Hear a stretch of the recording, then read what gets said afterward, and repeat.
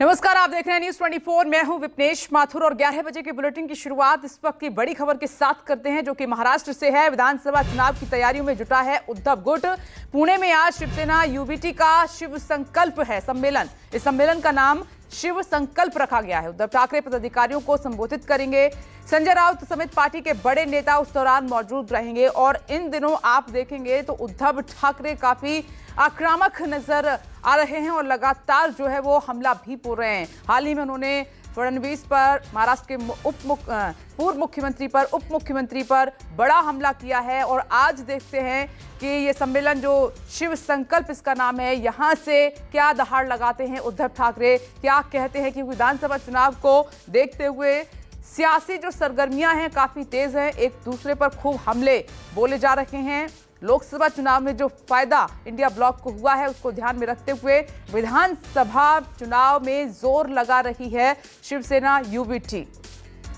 और विनोद जगदाले इस वक्त हमारे साथ लाइव जुड़ गए हैं। विनोद, उद्धव ठाकरे ये जो सम्मेलन, इसका नाम शिव संकल्प रखा गया है, इस पर सबकी नजर है और अभी वो अगर देखें तो काफी एग्रेसिव नजर आ रहे हैं। हाल ही में उन्होंने जो महाराष्ट्र के पूर्व मुख्यमंत्री हैं, अभी वो डेप्यूटी सीएम हैं, देवेंद्र फडणवीस की हम बात कर रहे हैं, उन पर जोरदार हमला किया है। आज वो इस शिव संकल्प सम्मेलन से क्या कहते हैं, सबकी नजर है।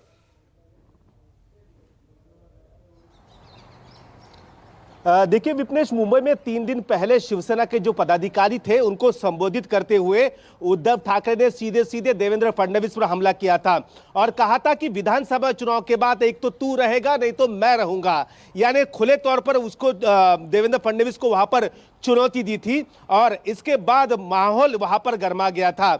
आज मैं बात करूं, आज शिव संकल्प यहाँ पर सम्मेलन पुणे में होते जा रहा है।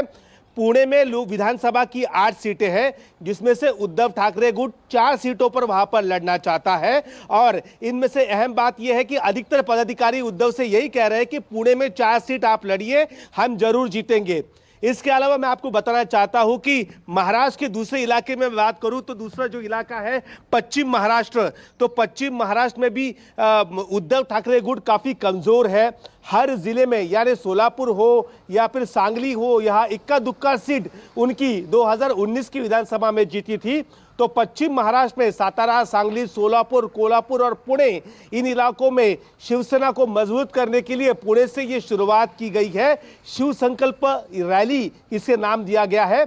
उद्धव ठाकरे आज भी आक्रामक रूप वहां पर अख्तियार करेंगे, क्योंकि उनको पता है कि भारतीय जनता पार्टी को मुंह तोड़ जवाब देना है तो आक्रामक शैली ही अपनानी जरूरी है। जैसी शैली उनके पिताजी बाला साहब ठाकरे अपनाते थे, उसी तरीके से शैली अब उद्धव ठाकरे ने वहां पर अपनाते हुए वो नजर आ रहे हैं। 3 दिन पहले मुंबई में उद्धव ठाकरे आक्रामक बरसे थे और आज पुणे में, जो मुंबई के बाद महाराष्ट्र का सबसे ज्यादा अहम शहर है, जिसे शिक्षा की नगरी कहा जाता है, उस पुणे शहर में उद्धव ठाकरे गरजने वाले हैं और शिवसैनिकों को वहां पर संबोधित करेंगे।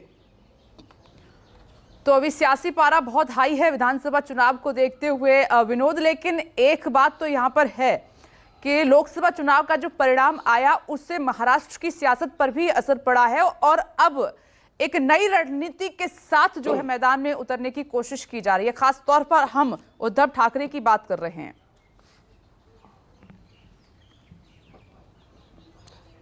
देखिए, उद्धव ठाकरे को पता है कि शिवसेना के अंदर एकनाथ शिंदे और जो विधायकों ने बगावत की थी, या फिर उसे शिवसेना की भाषा में कहे गद्दारी, ये शिवसेना का वर्ड हमेशा होता है। तो गद्दारों को अगर नेस्तनाबूद करना है, आज के सामना में लिखा है, तो विधानसभा चुनाव में शिवसेना पूरी ताकत के साथ उतरेगी, ये वहां पर कहा गया है। जाहिर सी बात है, उद्धव ठाकरे को लगता है कि जो 38 विधायक उन्हें छोड़ के गए थे, अधिकतर विधायकों को अगर सबक सिखाना है तो यही विधानसभा चुनाव है और इसमें जोर शोर से तैयारी करनी जरूरी है, ये उद्धव ठाकरे को पता है। इसलिए उद्धव ठाकरे ने अब महाराष्ट्र के हर इलाकों में शिव संकल्प यहां पर सम्मेलन लेने की ठान ली है।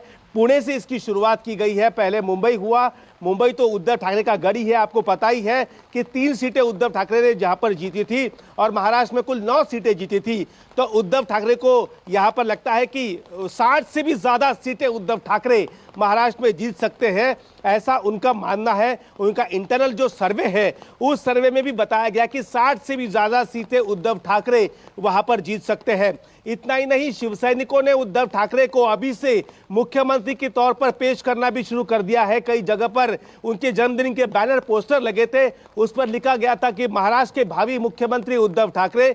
जाहिर सी बात है, शिवसेना को लगता है कि इस बार इंडिया गठबंधन महाविकास आघाड़ी का परफॉर्मेंस सबसे बेहतर रहेगा और यहां पर जीत उनकी होगी और उसी को लेकर एक शिव संकल्प सम्मेलन का आयोजन यहां पर पुणे में किया गया है। विनोद, उधर दूसरी तरफ आप देखेंगे बीजेपी और शिवसेना और दूसरा अजीत पवार, हम उनकी पार्टी की बात कर रहे हैं, तो वो लोग सीटों के बंटवारे के उलझन में ही फंसे हुए हैं। और दूसरी तरफ यहां पर आप देखिए कि महाविकास आघाड़ी किस तरह से अपनी रणनीति को धार देने में जुटी हुई है। क्या ये आप महसूस कर पा रहे हैं वहां?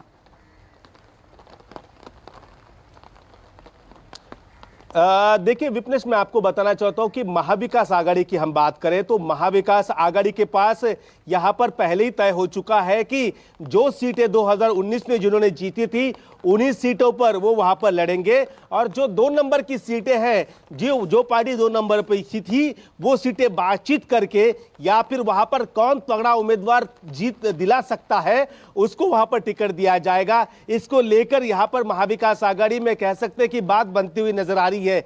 दूसरी तरफ आप देखेंगे कि महायुति में कल ही सुनील तटकरे ने एक बात कही थी, जो प्रदेश अध्यक्ष है एनसीपी के। उनका यह कहना है कि हमारी बात हो चुकी है और जहां पर शिवसेना के विधायक है, जहां पर एनसीपी अजीत के विधायक है, जहां पर बीजेपी के विधायक है, वो सीट वो खुद लड़ने वाले हैं। लेकिन उसके 10 मिनट बाद या 15 मिनट बाद ही महाराष्ट्र के भारतीय जनता पार्टी के प्रदेश अध्यक्ष चंद्रशेखर बावनकुले का बयान आता है कि वो सीटें जो जहां पर 2019 में जीती थी उस पर फैसला हाईकमान लेगा। तो जाहिर सी बात है, सीटों के बंटवारे को लेकर वहां पर हंगामा देखने को मिल रहा है। एकनाथ शिंदे 100 सीटों पर तैयारी कर चुके हैं। अजित पवार भी कह रहे हैं कि 80 से 90 सीटें के नीचे हम नहीं उतरेंगे। तो फिर ऐसे में सवाल ये उठता है कि क्या भारतीय जनता पार्टी जो 110 सीटों पर लड़ेगी, क्योंकि उसके पास अभी पार्टी के चुनाव चिन्ह पर 106 से भी ज्यादा विधायक यहां पर है और निर्दलीयों का उसे समर्थन है। 122 विधायकों की ताकत, 123 विधायकों की ताकत बीजेपी के पास है। तो ऐसे में क्या भारतीय जनता पार्टी 100 और 110 सीटों पे लड़ेगी? चंद्रशेखर बावनकुले आप नजर बनाए रखिएगा विनोद, उनका लगातार आपसे अपडेट लेते रहेंगे। अभी के लिए आपका बहुत बहुत शुक्रिया।